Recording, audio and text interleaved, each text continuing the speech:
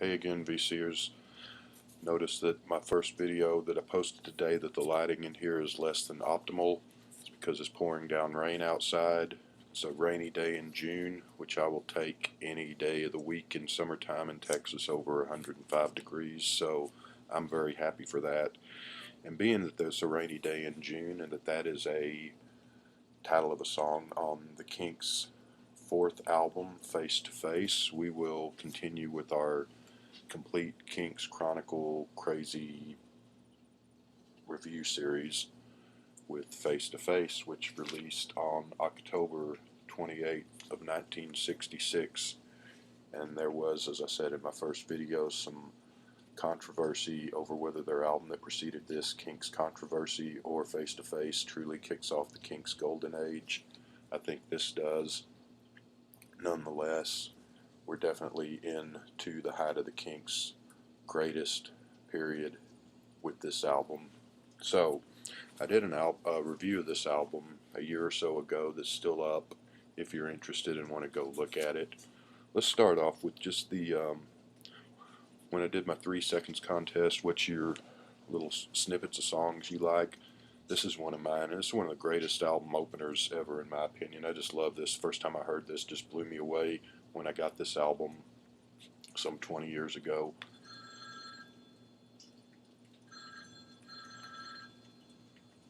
Hello, who's that speaking, please? I'm on a party line, wondering all the time who's on the other end. Is she big, is she small? Anyway, so yeah, that's Party Line. Opens the album. Wasn't a 45. I don't know why that wasn't a single. Should have been a hit. So this is where the Kinks really come into their own. Ray Davies. This is the first album, all originals, all Ray Davies penned songs. Well, let's back up a little bit. What happened with the Kinks? And the funny thing about them is that at the time they were the most popular, 1964, and then in the early 80s, 82, 83, were the times when they were most in touch with what was going on at that time. 64, they burst forth on the scene, just like the Beatles, and even before the Stones, and way before the Who, with these You Really Got Me, All Day and All of the Night, Till the End of the Day, songs like that, Tired of Waiting, that just perfectly fit in with the British invasion sounds of 1964.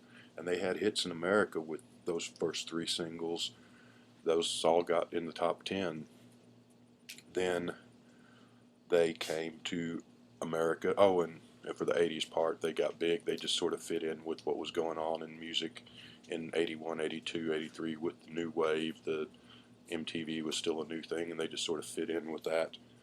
But most of the time, the Kinks have been horribly out of step with the times from about 65, 66 onwards through all of the 70s. Most people thought they'd broken up and were surprised to find out they were still around when they popped back up in late 79, early 80, and kind of got popular again. And then after, say, 85 or so, they were out of step with the time, and thankfully so, because music was pretty horrible after that period anyway. But, so, huge in America, bigger than the Rolling Stones, bigger than anybody except the Beatles, really, and probably, the Animals and Dave Clark 5 and Herman's Hermits, but better than any of those bands except the Beatles with their early hits, You Really Got Me, at all. They came to America, did a tour in 65, and they fought like cats and dogs, Ray and Dave. Ray's an introvert, Dave's an extrovert. They're the youngest 2 boys of a family. They have about 5 or 6 sisters, older sisters. So they always fought through their entire career. And the other band members weren't averse to jumping in the fights too. But anyway, for whatever reasons, they came and toured America in 65, early 65. They ended up getting banned from playing America for the next 5 years, couldn't come back till 1969. How and why all that happened, accounts and stories differ, and different people asked, and different books and articles covering that. But for whatever reason, they weren't able to play America after that first tour until 1969, which cost them hugely because the Beatles managed to stop touring in '66, and they were still huge and hitting the top of the charts till they broke up. But they're the Beatles, and they're their own universe, their own thing. Beatle rules don't apply to other people, but everybody else, the Yardbirds, the Who, the Rolling Stones, the anybody and everybody from England was able to come over here when the Kinks weren't from '65 on. So the Kinks didn't get to be on Ed Sullivan and be on Shindig and the other TV shows. They weren't here doing concerts, doing radio interviews for the musical press, such as it was in '65, which was Teen Beat and 16 magazine, and still things like Crawdaddy and Rolling Stone came along. They weren't here to talk to the American music press and promote their records, so they kind of became out of sight, out of mind, which is really unfortunate because this is when their best period starts. And so they had fans in America, but they were kind of a little cult band. They were largely forgotten after the days You Really Got Me until Lola came along in 1970, but really miss out because these are their best albums. And had they not been banned from America, they would have been over here touring, making appearances on TV, etc. These songs and albums surely would have been as hits and would have been remembered as well as any of those other great albums of the '60s that we all cherish now. Or maybe not. Maybe had they been able to tour America nonstop like those other acts did, they would have gotten American influences and they would have not made what they ended up making. So maybe it's a good thing in disguise. Hard to tell. But the Kinks have, more than any other band really, maybe the Jam 10, 15 years later, but more than any other band really, they've got a very English, maybe a little bit of European, but mainly a uniquely English outlook and attitude on things, much more so than the Rolling Stones, who were always enamored with the American blues scene, and even much more so than the Beatles, who are distinctly English too, but also have a lot of American influence in you can see in their work. Not that the Kinks weren't influenced by early rock and roll when they were kids, like Elvis and Chuck Berry, just like John Lennon and Keith Richards and those guys, and not that they weren't influenced by Bob Dylan like everyone else was in the '60s, but they're very uniquely English, and Ray Davies is sort of a person out of time in most of the time, a person out of time. He's sort of like someone from 1900 that somehow shows up in the 1960s in a rock and roll group. So, and I'll talk more about that as some of the reviews to come. But yeah, so this album came out October '66, and fittingly so, by the way. That's a painting by Ray Davies on the cover there, the butterflies and this, whoever this guy is. So, came out in October '66, which is fitting because it's a very autumn, fall feeling album. The rock and roll is still there, as you heard with the song Party Line, but it's more and more giving way to softer, equally powerful, but softer, more introspective, ballad, prettier songs. This is compares favorably in sound and attitude to Rubber Soul by the Beatles, sort of sitting at home on a winter or an autumn night by the fire type songs. There is some rock and roll, like I said, but more or less it's a more muted and ballad heavy record, which would become the case even more so on the two albums to follow this. This is also their first essential album. If you love '60s music in general, or the British stuff in particular, your Beatles, Rolling Stones, Yardbirds, Dave Clark 5, Who, whatever, you're getting into the period where this is not having this is like not having Rubber Soul or not having Revolver. This is essential. I don't stress that enough. You got to have this one, and you got to have the 3 albums that follow. It's not having the White Album or Abbey Road to not have these 4 albums here in this series. So you start off with Party Line, which is sort of a kiss off to that punk, uproarious, you really got me till the end of the day sound. They would slow and quiet things down quite a bit from this point, with the exception they did have their final American hit on this album until Lola came along 4 years later, and that would be if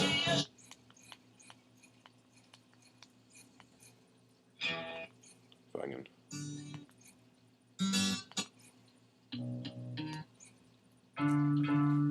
You all remember this one?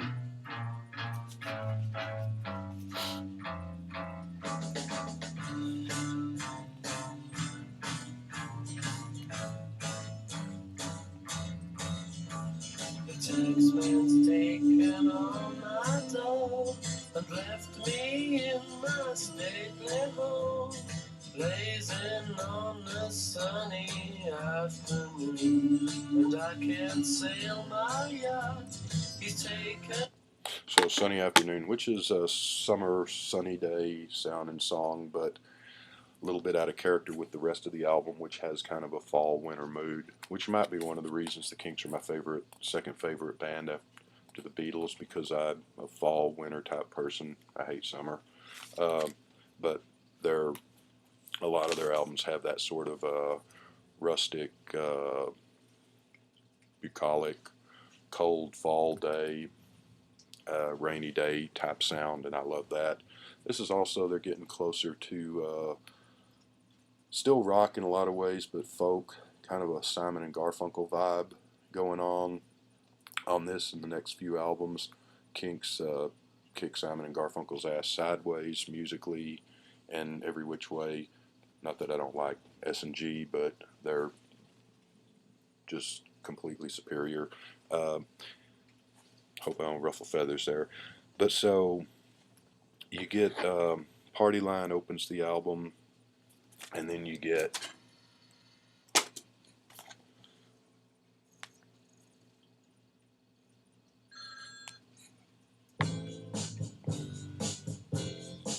into some softer, more ballady songs, I guess. And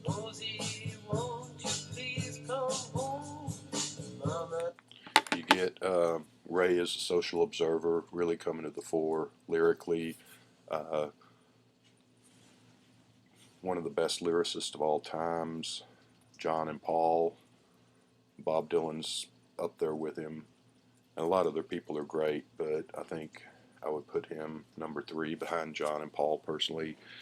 Sort of, like I said, the Kinks always have this distinctly English attitude and sound through the 60s anyway. That kind of changed in the 70s, but there's a very British music hall, which be kind of like our vaudeville in America sound to a lot of their songs. There's kind of a Dickensian social observer quality to Ray's songwriting.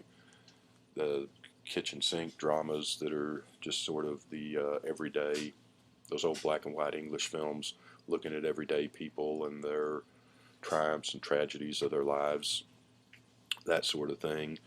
There is Sunny Afternoon, I'd say, compares favorably to Good Day Sunshine. I think it's a better song than Good Day Sunshine, and I love Good Day Sunshine. I know I'm kind of skipping, jumping around here. You got a lot of really good songs on here, and I don't have the vinyl of this anymore. I used to. Wish I still did, because they're hard to find. Trying to track a copy down. All I have is the deluxe version CD, which is 2 CDs. You got mono, you got stereo, and you got extra tracks, some of the 45s and outtakes and demos, just like all the others in the set. This would be, I think I said, their 4th album, British album, and I already said that, the first of all originals. And trying to find one last song on here to.